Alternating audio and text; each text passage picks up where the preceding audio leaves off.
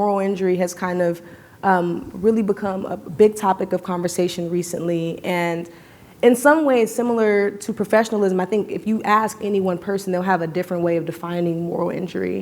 And I would love to hear about how in your work, in this redefining professionalism, how that can also be a way to prevent and fight against moral injury. There is like an energy to tackle big problems. And so part of that is to actually have the courage to try and think that these things are addressable. That's the 99% of it. Our team has conducted 3 qualitative studies interviewing clinicians who work in safety net hospitals to better understand the drivers of burnout.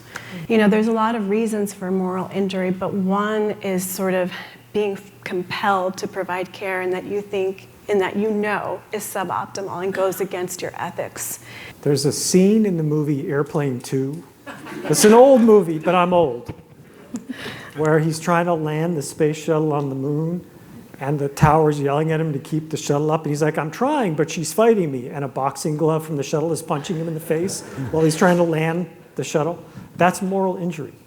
When you're fighting against the system that you're supposed to be working for to take care of patients, and the system is punching you in the face metaphorically, that's moral injury. And when you can find a way to get the system to not fight against its employees, whether that's unionization, creating a collectivism, or changing the way that the work is done so that we're all in alignment. The staff, the administration, the payers, we're all in alignment to do the right thing. That's going to alleviate a lot of moral injury.